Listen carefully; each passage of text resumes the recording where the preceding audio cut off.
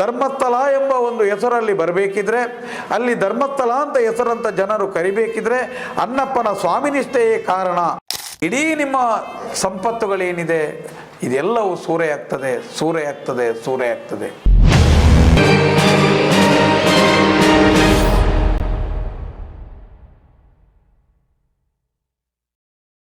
ಶ್ರೀ ಕ್ಷೇತ್ರ ಧರ್ಮಸ್ಥಳದ ಬಗ್ಗೆ, ಅಲ್ಲಿಯ ಮನೆತನದ ಬಗ್ಗೆ, ಅಲ್ಲಿರುವಂಥ ಕೆಲವೊಂದು ಸಾಂಪ್ರದಾಯ ಕಟ್ಟುಕಟ್ಟಳೆಯ ಬಗ್ಗೆ ಒಂದಷ್ಟು ವಿಚಾರಗಳನ್ನು ನಾವು ಇಟ್ಟಿದ್ದೇವೆ. ಇದರ ಮುಂಚೆಯೂ ನಾವು ಅದನ್ನು ಇಡ್ತಾ ಬಂದಿದ್ದೇವೆ.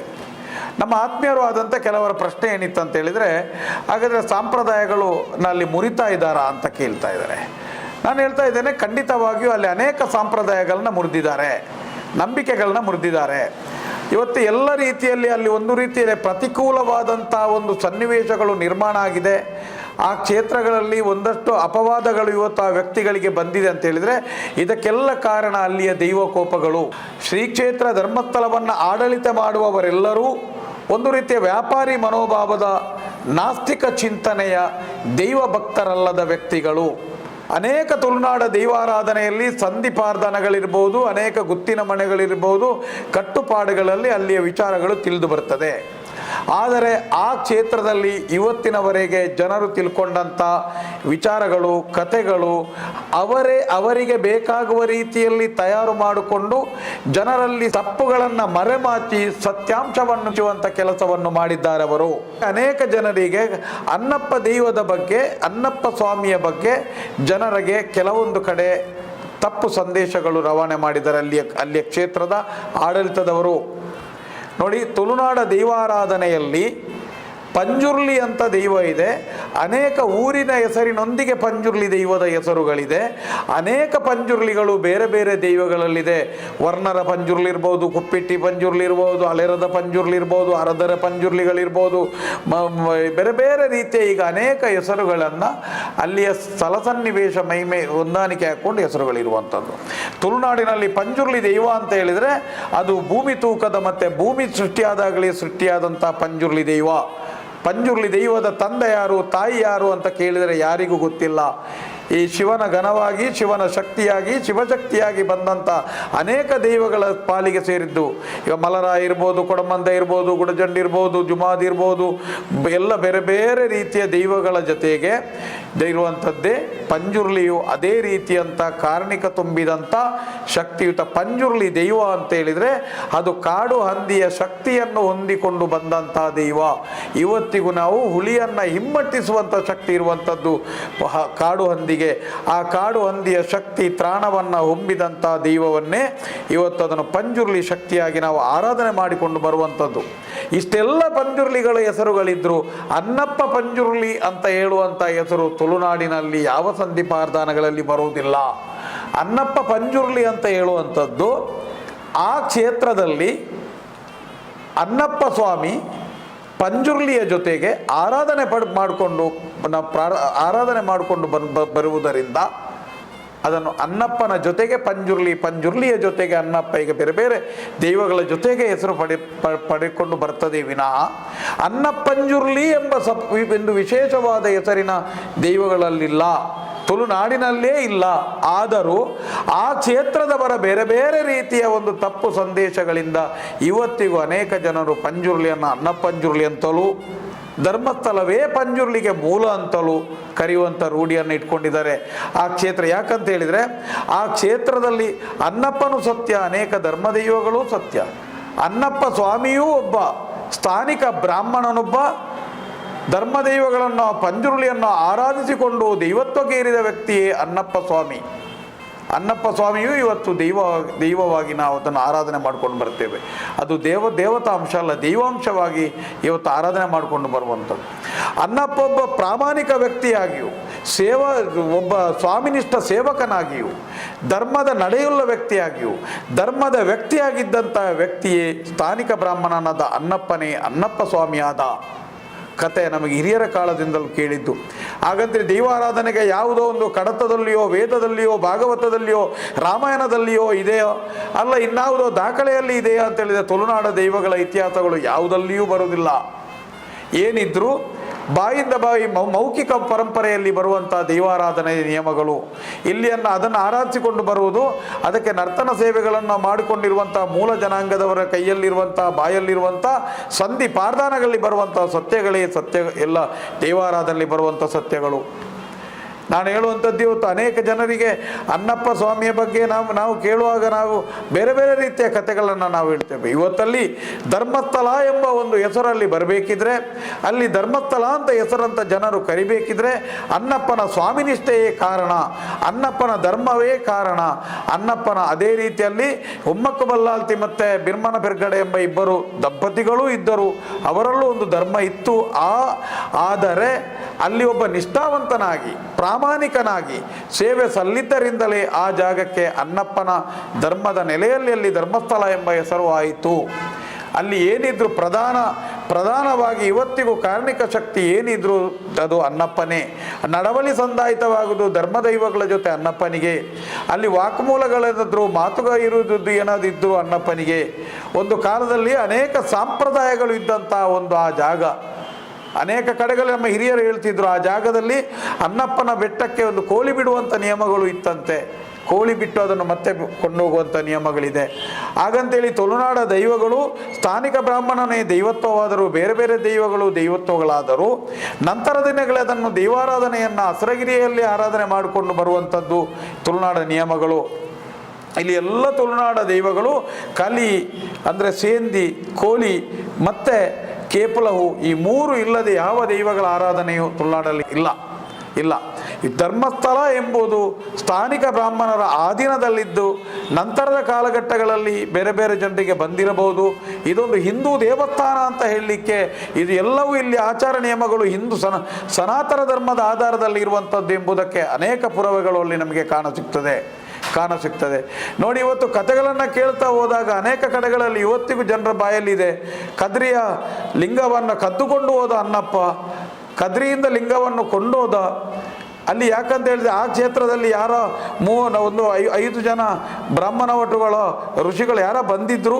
ಅವರು ಊಟ ಮಾಡಬೇಕಾದರೆ ಈ ಶಿವಲಿಂಗವನ್ನು ಆರಾಧನೆ ಮಾಡಬೇಕು, ಲಿಂಗ ಪೂಜೆ ಮಾಡದೆ ಆಗುವುದಿಲ್ಲ, ಲಿಂಗ ಬೇಕು ಅಂತ ಹೇಳಿದಾಗ ಕದ್ರಿಯಿಂದ ಬಂದು ಕೊಂಡೋದ ಎಂಬ ನಿಯಮಗಳನ್ನು ನಾವು ಇವತ್ತು ಯಕ್ಷಗಾನಗಳಲ್ಲೋ ಬೇರೆ ಬೇರೆ ರೀತಿಯಲ್ಲಿ ಮಾತ್ರ ಕೇಳ್ತಾ ಇದ್ದೇವೆ. ಆದರೆ ಇವತ್ತಿನ ಆ ಘಟನೆಯನ್ನು ನೋಡಿದಾಗ ಇವತ್ತಲ್ಲಿ ನಡೆಯುವಂಥ ಸೌಜನ್ಯ ಪ್ರಕರಣವನ್ನು ಅದವನ್ನು ಒಂದು ಅತ್ಯಾಚಾರವನ್ನು ಇವರು ನಡೆದಂಥ ರೀತಿ, ಅವರು ಮಾಡುವಂಥ ಕ್ರೂರತೆ, ಇವರು ಮಾಡುವಂಥ ಬರ್ಬರತೆ, ಈ ಕಾನೂನಿಗೋಸ್ಕರ ವಾಮ ಮಾರ್ಗಗಳನ್ನು ನಡೆಯುವುದು, ಲಂಚಗಳನ್ನು ನೀಡುವಂಥ ಕ್ರಮಗಳನ್ನು ನೋಡಿದಾಗ ಇವರ ಪೂರ್ವ ತಲೆಮಾರುಗಳಿಂದಲೂ ಇಂಥದೇ ಒಂದು ಪರಿಸ್ಥಿತಿಗಳು ನಿರ್ಮಾಣ ಆಗಿದೆ ಎಂಬುದು ಇಲ್ಲಿ ಸೃಷ್ಟಿಯಾಗ್ತದೆ ಈಗ.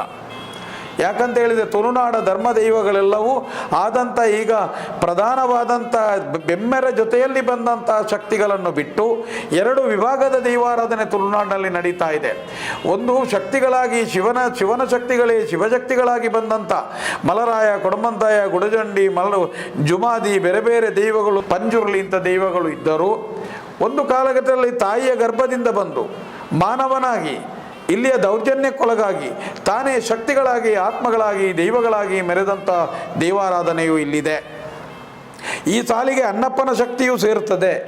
ಯಾಕಂತ ಹೇಳಿದರೆ ಒಬ್ಬ ಅನ್ನಪ್ಪ ಸ್ವಾಮಿ ಪ್ರಾಮಾಣಿಕನಾಗಿ, ಸ್ವಾಮಿನಿಷ್ಠ ಸೇವಕನಾಗಿ, ಸತ್ಯವಂತನಾಗಿ, ಧರ್ಮದ ನೆಲಕ್ಕೆ ಸರಿಯಾಗಿ ನಡೆಯುವಂಥ ಅತ್ಯಂತ ಮುಗ್ಧ ವ್ಯಕ್ತಿಯಾದಂಥ ಅನ್ನಪ್ಪ ಸ್ವಾಮಿಯನ್ನು ಇವತ್ತಿನ ಸೌಜನ್ಯ ಪ್ರಕರಣದಲ್ಲಿ ಸಂತೋಷನನ್ನು ಬಲಿಕೊಟ್ಟಾಗಿ ಅಂದು ಆ ಕಾಲಘಟ್ಟದಲ್ಲಿರುವಂಥ ಈಗಿರುವಂಥ ಈ ಧರ್ಮಾಧಿಕಾರಿಗಳ ವಂಶದವರೇ ಅಂದು ಆ ಕಾಲದಲ್ಲಿಯೂ ಇವರೇ ಕದ್ರಿಗೆ ಬಂದು ಅಲ್ಲಿರುವಂಥ ಲಿಂಗವನ್ನು ಬೇರೆ ಬೇರೆ ಸಂಪತ್ತುಗಳನ್ನು ಕದ್ದುಕೊಂಡೋಗಿ ಅನ್ನಪ್ಪನ ತಲೆಗೆ ಕೂರಿಸಿದ್ರ, ಅನ್ನಪ್ಪನೇ ತಂದ ಅಂತ ಹೇಳಿದ್ರ ಎಂಬುದಕ್ಕೂ ಇಲ್ಲಿ ಸ್ವಲ್ಪ ನಮಗೆ ಆ ಜಿಜ್ಞಾಸೆಗಳು ಕಾಣ್ತಾ ಇದೆ.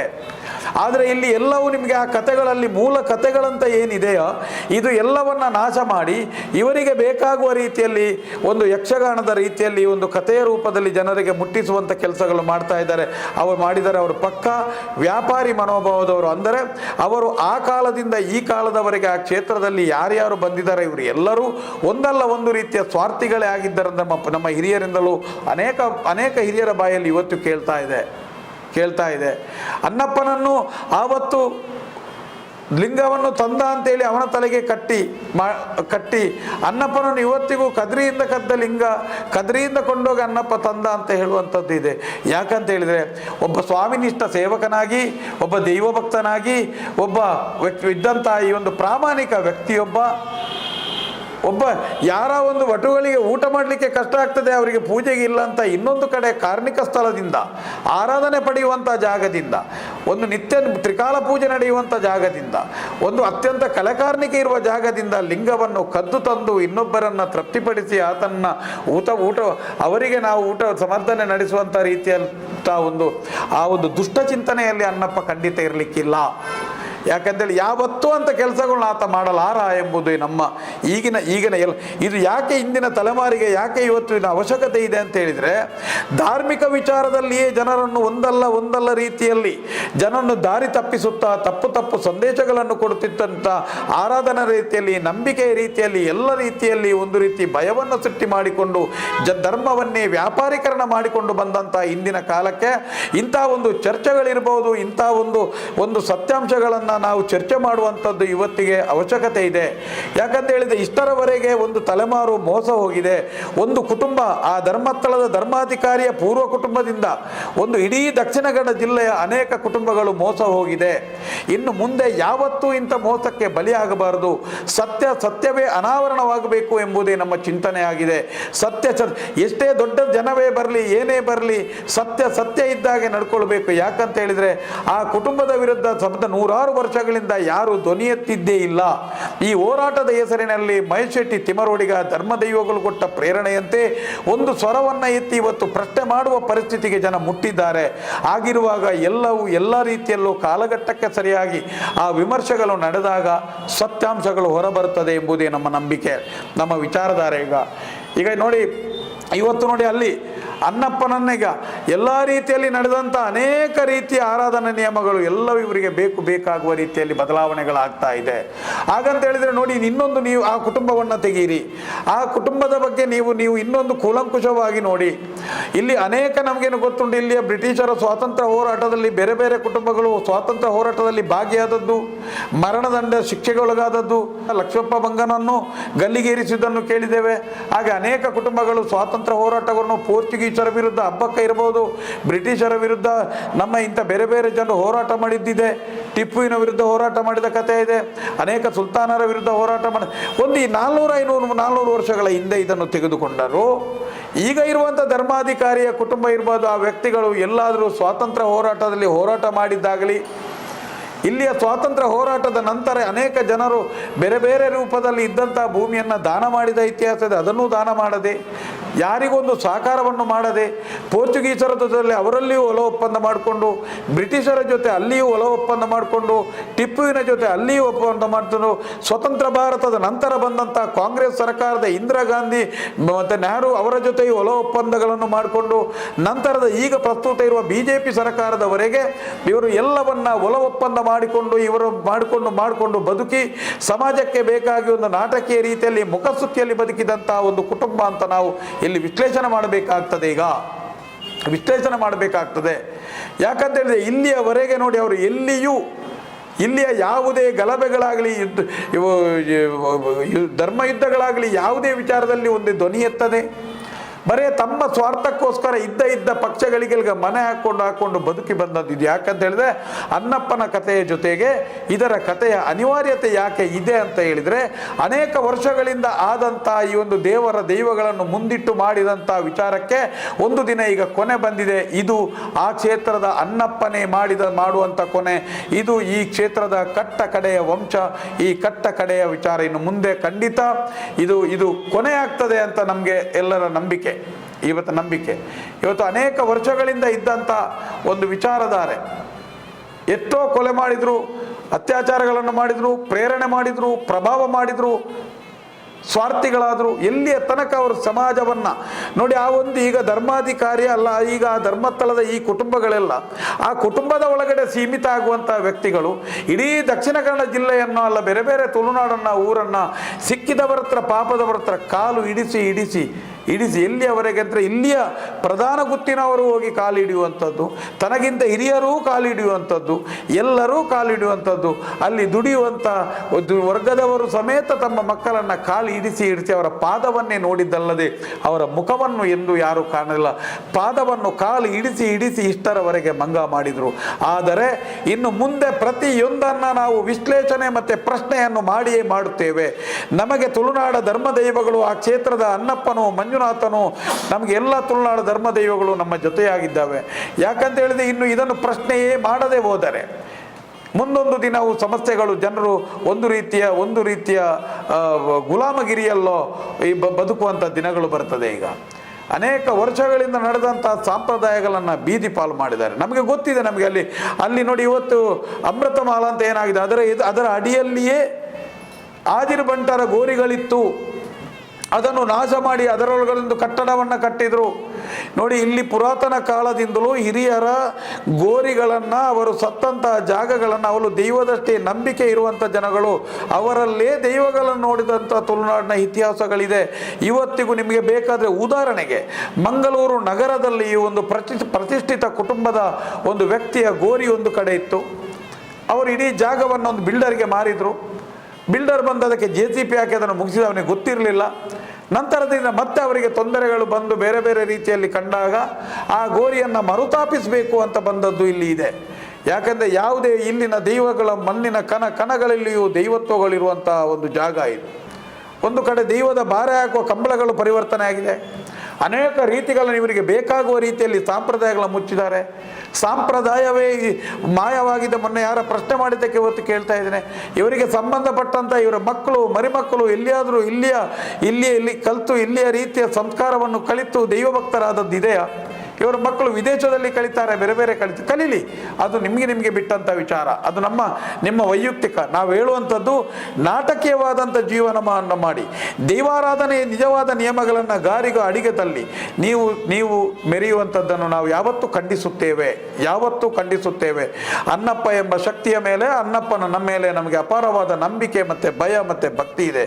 ಅನ್ನಪ್ಪ ಒಬ್ಬ ಪ್ರಾಮಾಣಿಕ. ತುಳುನಾಡಕ್ಕೆ ಸತ್ಯವಂತರಂತಲೇ ಹೆಸರು, ಸತ್ಯನಾಪುರ ಅಂತಲೇ ಹೆಸರು. ತುಳುನಾಡಿನ ಪ್ರತಿಯೊಬ್ಬರು ಸತ್ಯವಂತರಾಗಿದ್ದರು.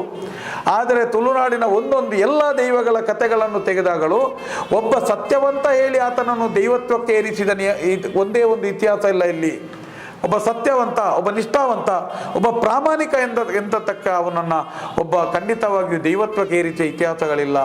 ಯಾಕೆ ಹೇಳಲಿಲ್ಲ ಅಂತ ಹೇಳಿದ್ರೆ, ಅಷ್ಟು ಸ್ವಾರ್ಥಿಗಳಾಗಿದ್ದರು ಇವರು. ಇಲ್ಲಿಯ ಭೂಮಾಲೀಕರು, ಇಲ್ಲಿ ಆಳುವಂಥ ರಾಜ ಮಹಾರಾಜರು ಮುಗ್ಧರನ್ನು, ಪ್ರಾಮಾಣಿಕರನ್ನು ತುಳಿದು ಕಾಲಿನಡಿಗೆ ಹಾಕಿ ಹಿಂಸೆ ಕೊಟ್ಟವರು. ಆದ್ದರಿಂದ ಎಲ್ಲ ತುಳುನಾಡ ದೈವಗಳಾದದ್ದು ದೌರ್ಜನ್ಯಕ್ಕೊಳಗಾಗಿ, ಹಿಂಸೆಗೊಳಗಾಗಿ ಎಲ್ಲರೂ ದೈವತ್ವಕ್ಕೆ ಏರಿದವರು. ನಿಮಗೆ ಕಲ್ಲುಟ್ಟಿ ಮತ್ತು ಕಲ್ಕುಡನ ಕಥೆಯನ್ನು ತಗೊಳ್ಳಿ. ಅವರು ಪ್ರಾಮಾಣಿಕರು, ಸತ್ಯವಂತರು, ಅವರದೇ ಆದಂಥ ಒಂದು ದೈವದತ್ತ ಕೊಡುಗೆಯಾದಂಥ ಶಿಲ್ಪಕಲೆಯ ವಿದ್ಯೆ ಇತ್ತು.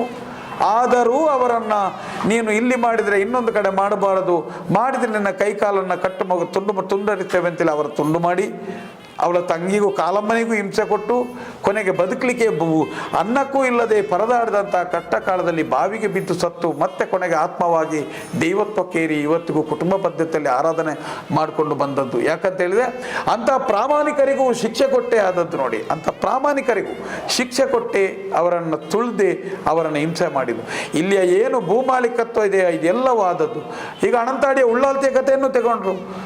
ಒಬ್ಬ ಪ್ರಾಮಾಣಿಕಳು, ಚಂದದ ಮುಗ್ಧವಾದಂಥ ರೂಪವತಿಯಾದಂಥ ಹುಡುಗಿ ಎಂದ ತಕ್ಷಣ ಅವಳು ಆರಾಧನೆ ಮಾಡಿದ್ದಲ್ಲ. ಅವಳಲ್ಲಿ ರೂಪ ಇದೆ, ಮುಗ್ಧತೆ ಇದೆ, ಭಾವನೆ ಇದೆ. ಕಾಮುಕ ದೃಷ್ಟಿಯನ್ನು ನೋಡಿದಂಥ ಚಿತ್ತನ್ನ ಬಲ್ಲಾಲ ಆತನನ್ನು ಮಾನಭಂಗಕ್ಕೆ ಮಾಡಿ ಅವಳನ್ನು ಮಾನಭಂಗ ಮಾಡಲಿಕ್ಕೆ ಹೋದಾಗ ಅವಳು ಕೋಪಗೊಂಡಂಥ ಆ ಒಂದು ಮಹಾಕಾಳೆ ಅವನ ಚಿತ್ತರಿಗೆ ಅರಮನೆಯನ್ನು ಸುಡುಸೂಕರ ಮಾಡಿ ಕೊನೆಗೆ ಉಳ್ಳಾಲ್ತಿಯಾಗಿ ದೈವತ್ವಕ್ಕೆ ಹೋದದ್ದು. ಅನೇಕ ಕಡೆಗಳ ಕಥೆಗಳನ್ನು, ಪ್ರತಿ ಒಂದೊಂದು ಕಥೆಗಳನ್ನು ನೀವು ತಗೊಂಡಾಗ ಎಲ್ಲ ಕಥೆಗಳಲ್ಲಿಯೂ ಅವರ ಪ್ರಾಮಾಣಿಕತೆಯನ್ನು ದುರುಪಯೋಗ ಮಾಡಿ ದೌರ್ಜನ್ಯಕ್ಕೊಳಗಾಗಿ ಆತ್ಮಕ್ಕೆ ಹೋದದ್ದು. ಅದಕ್ಕಾಗಿಯೇ ಇವತ್ತು ಅನೇಕ ಕಡೆಗಳು ಹೇಳುವಂಥದ್ದು ನಾವು ಕೇಳಿದ್ದೇವೆ ನೋಡಿ. ಒಬ್ಬನಿಗೆ ಒಂದು ಶರೀರವನ್ನು ಕೊಲ್ಲಬಹುದು, 100 ಶರೀರವನ್ನು ಕೊಲ್ಲಬಹುದು, ಆದರೆ ಒಂದು ಆತ್ಮವನ್ನು ಕೊಲ್ಲಲಾಗದು ಯಾರಿಗೂ. ಯಾವುದೇ ಕಾರಣಕ್ಕೂ ಯಾರೇ ಕೊಂದರೂ ಈಗ ಸೌಜನ್ಯಲನ್ನು ನೀವು ಅವಳ ದೇಹವನ್ನು ಮಾತ್ರ ಕೊಳ್ಳಿದ್ದೀರಿ, ಆದರೆ ಅವಳ ಆತ್ಮವನ್ನು ಕೊಲ್ಲಲು ಯಾರಿಂದಲೂ ಸಾಧ್ಯವಿಲ್ಲವಂತೆ. ಆದರೆ ಒಂದು ಆತ್ಮ ಎಷ್ಟು ಪ್ರಭಾವಿಯನ್ನು ಅಡ್ಡ ಹಾಕಬಹುದು. ಒಂದು ಆತ್ಮ ಮೇಲೆ ಬಂದರೆ, ಒಂದು ಆತ್ಮಕ್ಕೆ ಶಕ್ತಿ ತುಂಬಿದರೆ, ಒಂದು ಆತ್ಮಕ್ಕೆ ಕಲೆ ತುಂಬಿದರೆ ಎಂಥ ಅರಮನೆಯನ್ನು ಸುಡುಸೂಕರ ಮಾಡ್ತದೆ, ಎಂಥ ಮನೆತನವನ್ನು ಸುಟ್ಟು ಹಾಕ್ತದೆ, ಎಂಥ ಮನೆತನವನ್ನು ಬರ್ಬರತೆಗೆ ತಳ್ತದೆ. ಒಂದು ಆತ್ಮ ಎಂಥ ಪ್ರಭಾವಿಯನ್ನು ಅಡ್ಡ ಹಾಕ್ತದೆ. ನೆನಪಿಡಿ, ಇವತ್ತಿಗೂ ಆದದ್ದು. ಅಂದು ಅನ್ನಪ್ಪನ ಆತ್ಮವೂ ಅದೇ ರೀತಿ ಮಾಡಿದೆ, ಇಂದು ಈ ಸೌಜನ್ಯಲ ಆತ್ಮಲು ಅದೇ ರೀತಿ ಮಾಡ್ತಾ ಇದೆ. ಪ್ರಭಾವಿಗಳ ಈ ಒಂದು ವಿಶಿಷ್ಟವಾದ ಕುಟುಂಬವನ್ನು ನೆಲಸಮ ಮಾಡ್ತದೆ, ಸರ್ವನಾಶ ಮಾಡಿಯೇ ಮಾಡ್ತದೆ. ಯಾಕಂತ ಹೇಳಿದರೆ ಎಲ್ಲ ರೀತಿಯಲ್ಲೂ ಒಂದಲ್ಲ ಒಂದು ರೀತಿಯಲ್ಲಿ ಮುಗ್ಧರನ್ನು ಬಲಿಕೊಟ್ಟು ಮಾಡಿದಂಥ ವಿಚಾರಧಾರೆಗಳೇ ಇದಾಗಿದೆ. ಇವತ್ತು ನಾವು ಇದಕ್ಕೆ ಹೋಲಿಕೆ ಮಾಡಿದಾಗ ಇವತ್ತಿಗೂ ನೋಡಿ, ಇಲ್ಲಿ ಸೌಜನ್ಯ ಎಂಬ ಒಂದು ಮುಗ್ಧ ಹುಡುಗಿ, ಅದೇ ಸೌಜನ್ಯನ ತಂದೆ ತಾಯಿ ಅಜ್ಜ ಅವರ ಪರಿವಾರಗಳೆಲ್ಲರೂ ಇವರ ಸುತ್ತ ಬೇರೆ ಬೇರೆ ರೀತಿ ಕೆಲಸ ಮಾಡಿಕೊಂಡು ಬದುಕುವವರು ನೋಡಿ. ಅವರು ಆ ರೀತಿಯಾಗಿ ಬದುಕಿದರೂ ಕೂಡ ಕರುಣೆ ಇಲ್ಲದೆ ಅದೇ ಮನೆಯ ಮಗುವನ್ನು ಇದೇ ಒಂದು ಕುಟುಂಬದ ಒಡನಾಡಿಗಳಿಂದ ಅತ್ಯಾಚಾರಗೊಳಗೆ ಮಾಡುವಷ್ಟು ದುಷ್ಟರಾಗಿದ್ದಾರೆ ಇವತ್ತು ಅಂತ ಹೇಳಿದ್ರೆ ಏನು ಹೇಳ್ಬೋದು. ಅದು ಸಹ ನೋಡಿ ಯಾವ ರೀತಿಯ ಮುಗ್ಧತೆ. ಚಾಮುಂಡಿಯ ಭಕ್ತೆಯಾಗಿ ಒಂದು ವೃಥಾಧಾರಿಯಾಗಿದ್ದಂಥ ಒಂದು ಮಗು, ಅದು ಹೊಸ ಅಕ್ಕಿ ಊಟ ಮಾಡಲಿಕ್ಕೆ ಬಂದಂಥ ಮಗು, ಇದು ಅವರಿಗೂ ಗೊತ್ತಿದೆ. ಅಂಥ ಒಂದು ಮುಗ್ಧವಾದಂಥ ಮಗುವನ್ನು ಇವರು ಅತ್ಯಾಚಾರ ಮಾಡಿ ಕೊಂದು ಬಿಸಾಡಿದ ನಂತರವೂ ಆ ಹುಡುಗಿಗೊಂದು ನ್ಯಾಯ ಸಿಕ್ಕಬೇಕಿದ್ರೆ ಒಂದು ನ್ಯಾಯವೇ ಸಿಕ್ಕಲಿಕ್ಕೆಸ್ಕರ ಅದು ಹೋರಾಟವು ಮಾಡದೆ, ಇಂದಿಗೂ ಮರುತನಿಕೆಗೂ ಈ ಒಂದು ಸಹಕಾರ ಕೊಡದೆ, ಆ ಒಂದು ಇಡೀ ಒಂದು ಮರಣವನ್ನು ಆದಂಥ ವಿಚಾರವನ್ನು ಮುಗ್ದು ಅದಕ್ಕೆ ಒಂದು ಅಪರಾಧಿಗಳು ಸಿಕ್ಕದೆ, ನ್ಯಾಯವೇ ಸಿಕ್ಕದಾಗೆ ಮುಗ್ಧರನ್ನು ಬಲಿ ಕೊಟ್ಟರು ನೋಡಿ. ಸೌಜನ್ಯನನ್ನು ಅತ್ಯಾಚಾರ ಮಾಡಿ ಕೊಂದು ಹಾಕಿದ್ದದಕ್ಕೆ ಯಾರನ್ನು ಮತ್ತೆ ನೋಡಿ, ಇದು ಯಾಕಂತ ಹೇಳಿದ್ರೆ ಅನ್ನಪ್ಪನ ಮೂಲ ಕಥೆಗೂ ಇಂದು ನಡೆಯುವಂಥ ಸೌಜನ್ಯಲ ಕಥೆಗೂ ಒಂದು ಹೋಲಿಕೆಯನ್ನು ನೀವು ನೋಡಿ.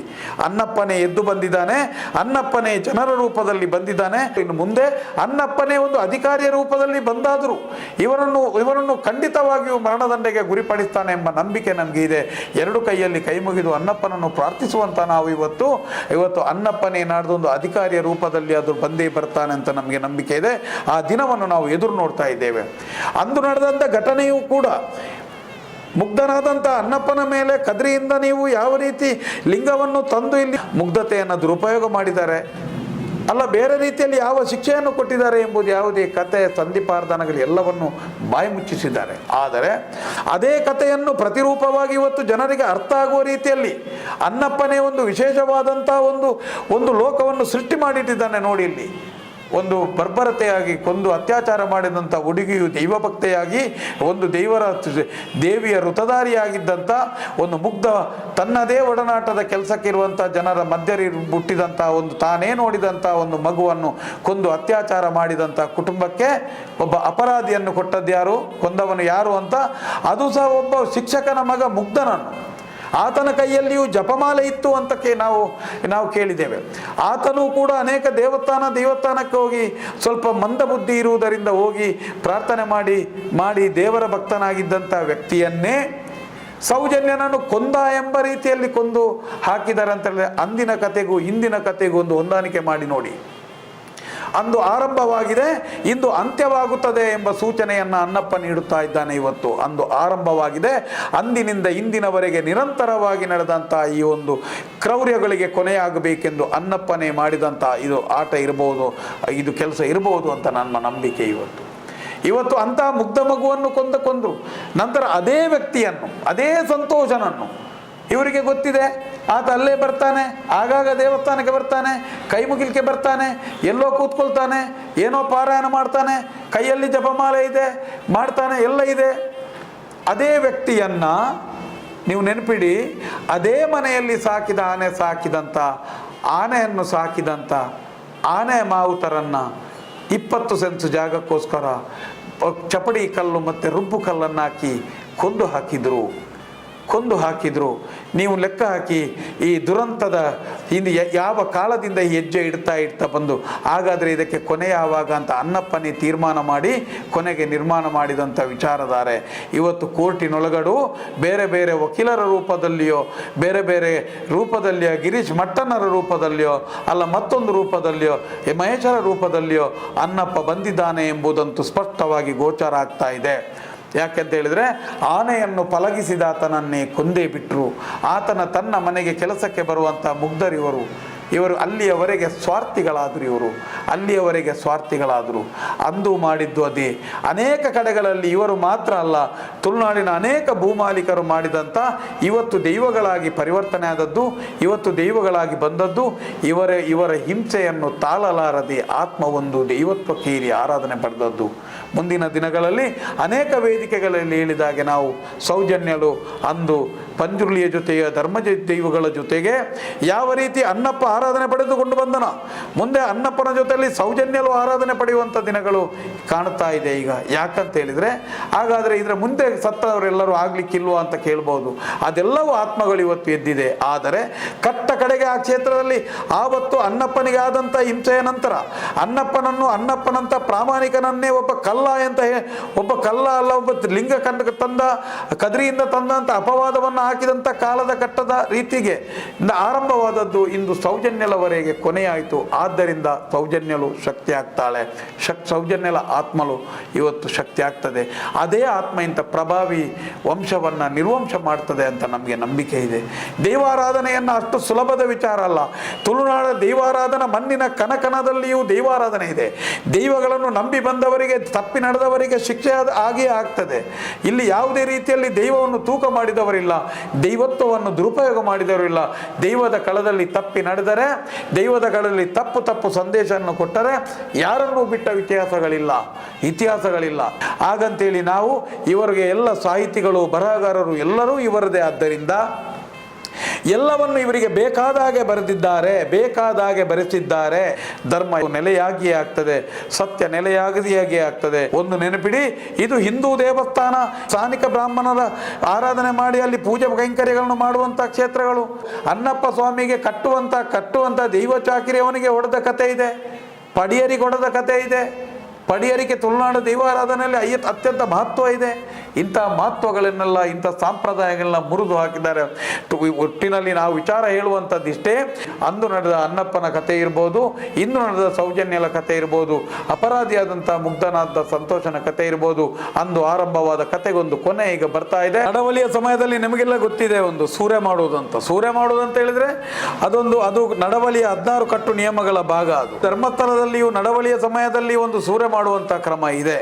ಆದರೆ ನಮಗೆ ನಡವಳಿಯ ಮಧ್ಯದಲ್ಲಿ ಕಾಣುವಂಥದ್ದು ಸೂರೆ ಮಾಡುವಂಥದ್ದು. ಆದರೆ ನೀವು ಬೆಳೆಸಿದಂಥ ನಿಮ್ಮ ಸುತ್ತಮುತ್ತಲಿರುವ ಪಟಾಲಮೇನಿದೆ, ನೀವೇ ಬೆಳೆಸಿದಂಥ ದುಷ್ಟಶಕ್ತಿಗಳಿದೆ, ನಿಮ್ಮಲ್ಲೇ ಇರುವಂಥ, ನೀವೇ ಮಾಡಿದಂಥ, ಹುಟ್ಟಿದಂಥ, ನಿಮಗೆ ಇರುವಂಥ ನಿಮ್ಮ ಜೊತೆಗಾರರೇ, ನಿಮ್ಮವರೇ, ನಿಮಗೋಸ್ಕರ ನೀವು ಒಂದು ದಿನ ನಿಮ್ಮ ಇಡೀ ವಂಶದ ಸಂಪತ್ತುಗಳನ್ನ ಸೂರೆ ಮಾಡ್ತಾರೆ. ನೆನಪಿಡಿ, ಆವತ್ತು ದೈವತತ್ವದ ಕಲೆಕಾರ್ಣಿಕದಲ್ಲಿ ನಡವಳಿಯ ರೂಪವಾಗಿದ್ದರೆ, ಇಂದು ನೀವು ಮಾಡಿದಂಥ ಅನ್ಯಾಯ ಅನಾಚಾರಗಳ ಫಲವಾಗಿ ಇಡೀ ನಿಮ್ಮ ಸಂಪತ್ತುಗಳೇನಿದೆ ಇದೆಲ್ಲವೂ ಸೂರೆಯಾಗ್ತದೆ.